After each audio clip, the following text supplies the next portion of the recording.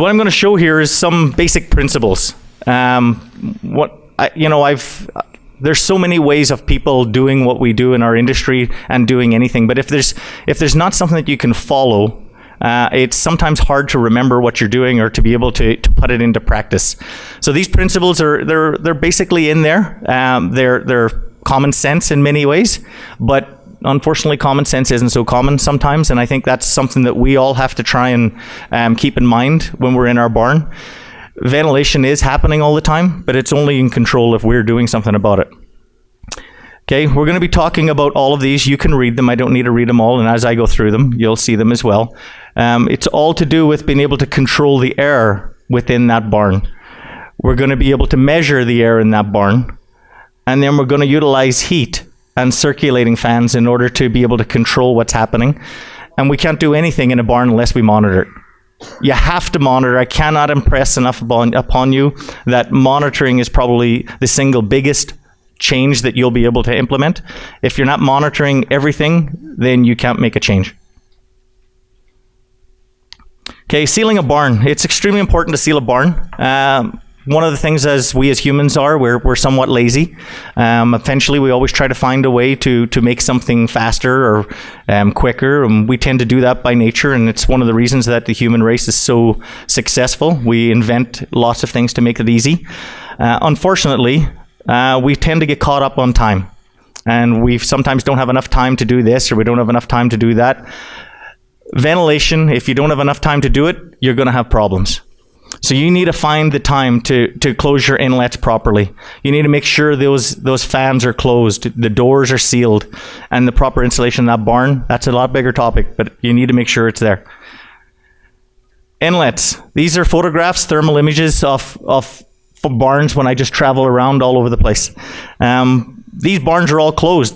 These are chicks on the floor, and you can see from these photos, and I can just quickly highlight a couple of things. You can quickly see the temperature is extremely affected by the inlet opening. That's happening whether you have a fan on or not. If the outside air is blowing and you've got wind, which we typically have on the prairies, that air's still coming into that barn. So it's going to affect your barn. So you need to really be cognizant of what's happening. Obviously, if I had a side photograph there that doesn't show the thermal image, you would actually see no change there whatsoever.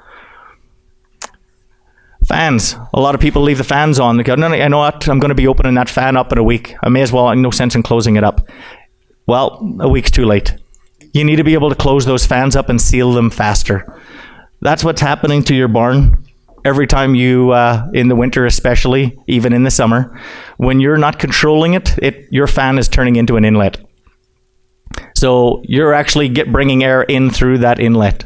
And all it takes is most of the fans come with covers. If you don't have covers, you can make covers. If you don't want to make a cover, then put plastic over it. And then put your shroud back on it again. That will control the air coming through that inlet. And it's happening all the time. You just have to make sure that that's controlled.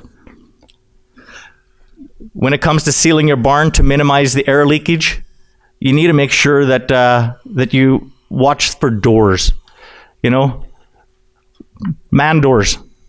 You know, it's closed, but it's not sealed. So that door is causing an issue.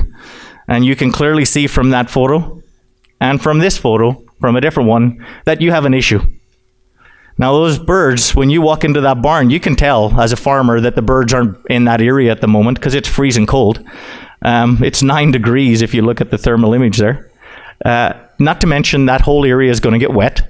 The wall will start weeping because we've already hit the dew point level. So moisture is building up all around there. And those birds are all affected. So we may say, no, if the birds are smart enough, they'll brood somewhere else. They won't brood somewhere else. Birds are creatures of habit, and they'll find a spot, they'll lie there, they'll huddle, they'll bring more birds over, they'll continue to huddle, and now you're ending up with an issue. So when you're going to the end wall doors, a lot of you guys have lovely new barns now, and some of us have old barns. With these walls, we need to make sure that these doors are sealed. If you don't have them sealed well, you still have just a bigger area for the air to get in, but you can always put a board along the bottom with shavings on the bottom. So there's a way that you can separate the birds from that cold air coming through the bottom of that floor. Again, it takes time, but it's really, really important to do that. Our goal of minimum ventilation is to exhaust a sufficient amount of air to maintain an adequate living environment. Now, you guys can read it as well as I can. You need to have a relative humidity of between 55 and 65. You'll see other people say 50 and 60. We're all talking the same thing. You need a carbon dioxide level of less than 5,000. Okay, less than 5,000.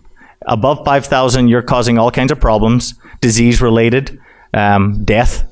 There's a lot of things that can happen above that level, and you're going to end up with major issues if you go above it. And carbon or ammonia gas, less than 20% or 20 ppm. There's not too many people that have ammonia meters in their barns. Just a quick show of hands. Does anybody have a ammonia meter in their barn? We've got 1, 2, 3, 4, 5 people with ammonia meters. Okay. However, as for the animal care program, we all have to have temperature and humidity. So one of the things you need is to be able to measure at least one of these. The carbon dioxide is extremely important. Okay, you need to be there. Obviously, not everybody will have a carbon dioxide meter, but there are lots of people that do in the industry, and we can utilize those. Now, I just quickly put some numbers down for you. It's in your package, and you can look at it, so I'm not going to go through huge detail on it. But I want to discuss the principles of minimum ventilation and why we do it. And again, it's more important that we get back to how to measure these to understand that you're actually on the right course. Okay, so you can see the numbers there. I also have some for turkeys as well. Okay, before I go through this in here, I just want to just quickly mention, when you're looking at minimum ventilation rates, it's really, really important that we utilize tools at our disposal to measure what's happening. So the less air you're changing in a barn, the better. If you actually do a lot of air exchange, although your CO2 levels may seem low, what you're actually doing is actually causing other issues. You're causing your heaters to run more because you're bringing in more air. You're causing more humidity to build up depending on the environment and the outside air. You're also causing the ability for, if that air isn't mixed properly, which mostly will happen, you're actually chilling your birds. And chilled birds aren't running properly. They aren't going to consume feed right. They aren't going to have good feed conversions, growth rates, and you're going to have higher condemnations at the plant. So it's really, really important, and we'll go through that a little bit as well. Now, in order to run my ventilation mode in minimum, you're going to have to keep in mind pressure. Okay, there's 3 types of pressure that we'll utilize. So positive pressure. Okay, there's not too many people that do that anymore, but in this province I had known 2 farmers that use positive pressure, and that's where the fans are blowing into the barn and they push out the air as needed. Negative pressure, almost every farmer uses negative pressure in Alberta, as well as the prairies and out in the west coast as well. And then neutral pressure. So neutral pressure, basically fans, inlets are balanced. This is extremely common in brooding. Okay, so if your barn is not at static pressure in brooding, that's okay. You don't need to turn on more fans in order to create static, because quite likely your barn is leaking. Okay, and every barn leaks. The newest barns leak. I see it all the time when I go into the barns. So allow CO2 levels, humidity levels, and temperature to be your gauge in how you're managing your your minimum modes. So if your CO2 is getting too high, turn up the fan speed. Don't turn on another fan, just turn up the fan speed. You only need 1 fan. So you can turn up that fan speed from 25 to 30%. Measure it. Your CO2 levels come back down, you're in good shape. Do you have static pressure? Likely not, because you have enough leakage. That's okay. So you're in what we call neutral pressure mode, and that's perfectly fine as long as you know why it's like that, and that you're not going out going, oh, somebody told me I should be at this level of static pressure, so I need to turn on more fans.